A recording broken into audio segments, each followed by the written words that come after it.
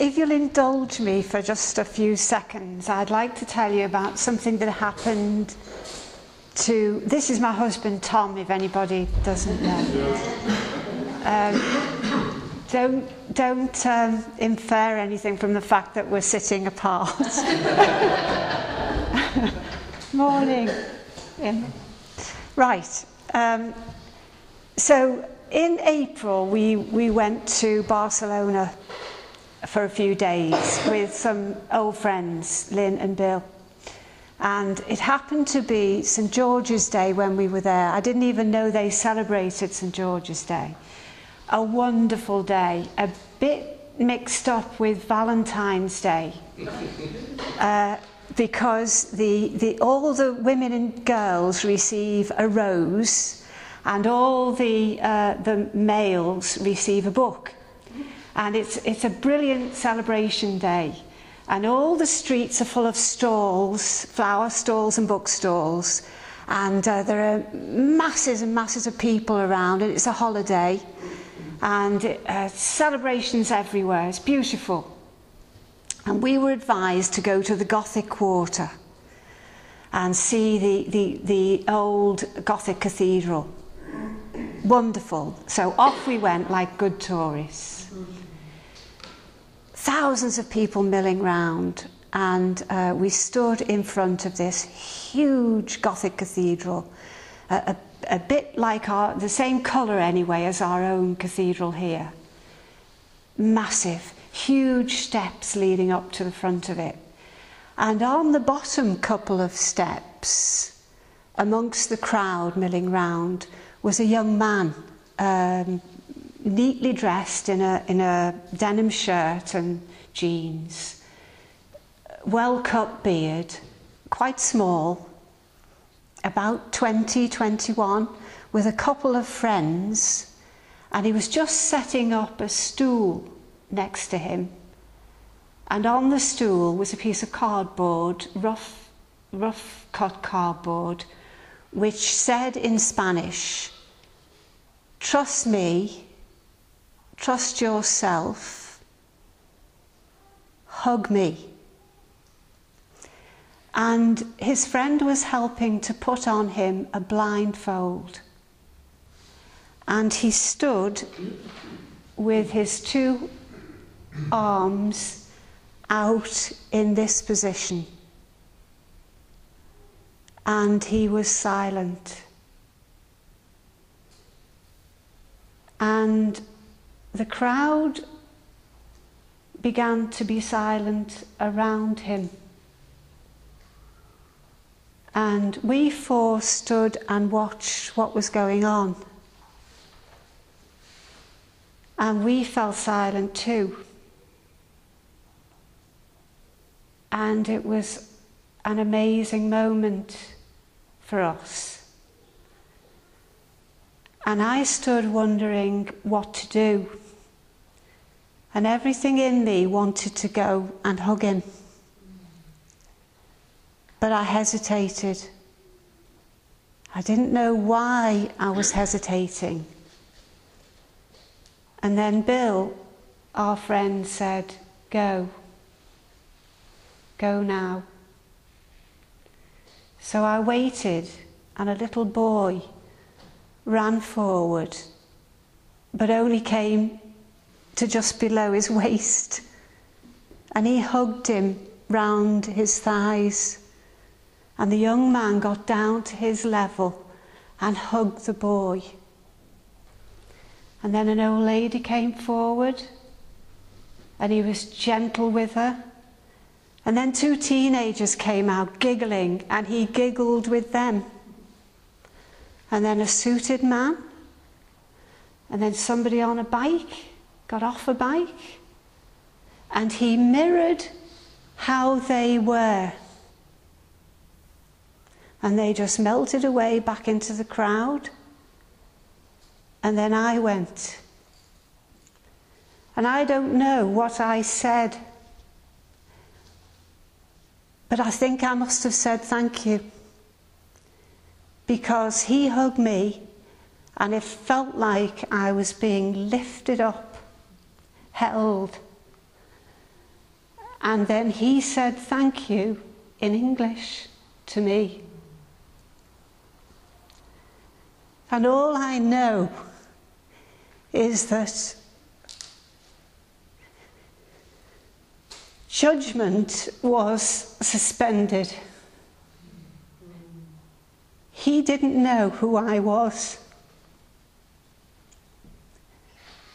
He didn't know how old I was. He didn't know there was any difference between us, and it felt like there wasn't. The physical Jesus is not walking round on this earth anymore. But Jesus, for me, was there.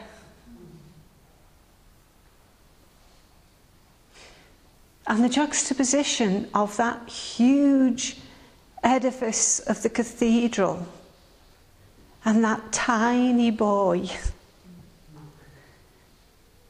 was significant. The cathedral was jarring. He, on the other hand, was alive. Now, Jesus' encounter with this poor woman brought to him in adultery. You know, this episode has only got 11 short verses, 11 sentences really. Rachel read it beautifully.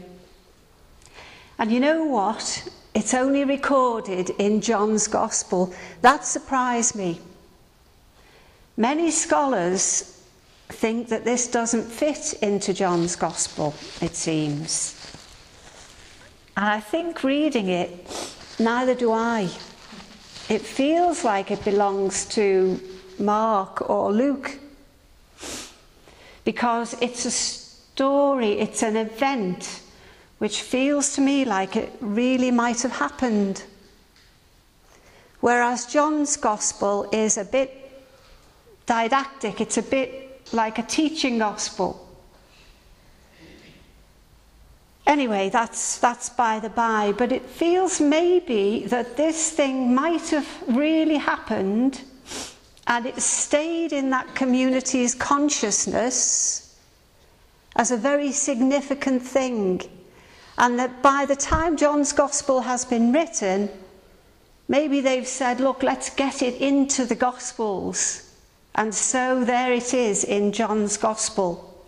Anyway, maybe that's happened, maybe it hasn't. It's only short, but two things stand out for me. One, it feels real. Two, it grabs your attention because of the drama. The setting is like Barcelona. The backcloth is the great temple,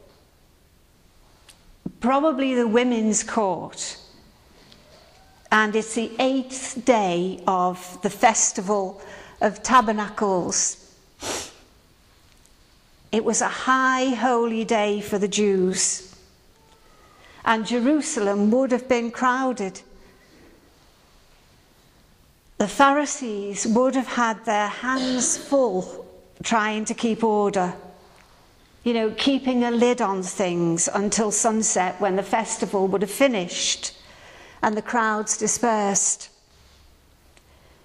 After all, the Jewish leaders had the Romans breathing down their necks, looking for the slightest sign of insurrection.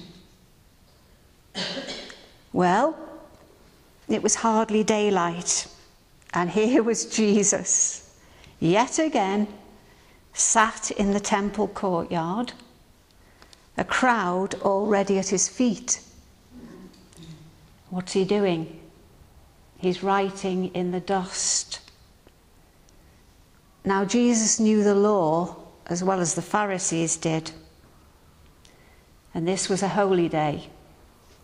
And it was forbidden to write more than 2 letters, unless you wrote in the dust with your finger. So this is the way he continued to teach. No doubt, much to their frustration. He doesn't rise from the ground when the scribes and the Pharisees and the good, upstanding people of the community arrive, dragging with them a woman they have arrested because she has been caught with a man to whom she is not married. There's no sign of the man. She is the bait that can trap Jesus for the Pharisees. This time, there's no clever way he can wriggle off their hook. The law of Moses commands us to stone her. What shall we do? They ask him. Well, if Jesus answers yes, stone her, he sets his face against the precious Jewish law, and they have him. If Jesus answers no, they stone the poor woman, and that brings the wrath of the Romans down on the whole community, because the Jews are not allowed to carry out their own executions. And 2, Jesus proves himself a liar and a hypocrite, going against all he has said about a merciful and a forgiving God. The drama unfolds as Jesus straightens his body quietly, rising to his full size, and faces the accusers. Let him who is without sin among you be the first to throw a stone at her. Then he bends down again to write in the dust. Wow. What confidence there is in that action.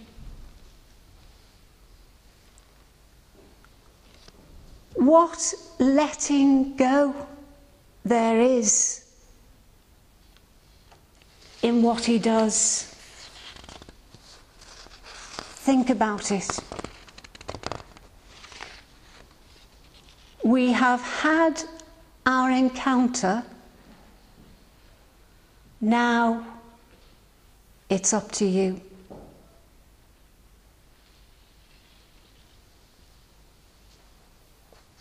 And one by one,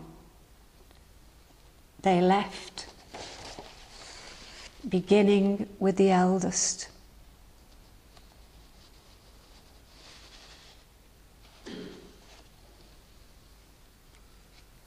And then there were 2.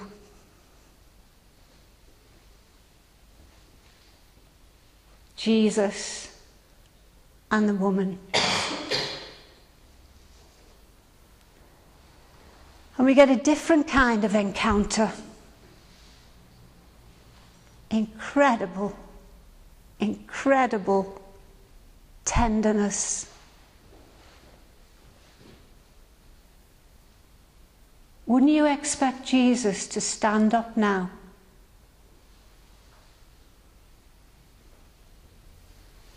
Instead, we read, and Jesus looked up into the woman's face.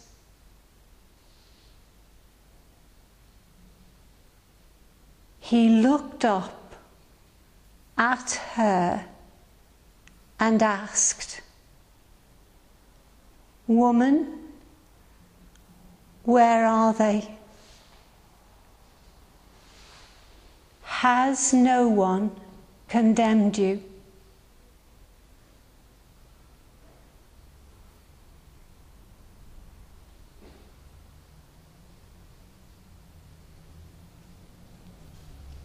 Go and don't sin again.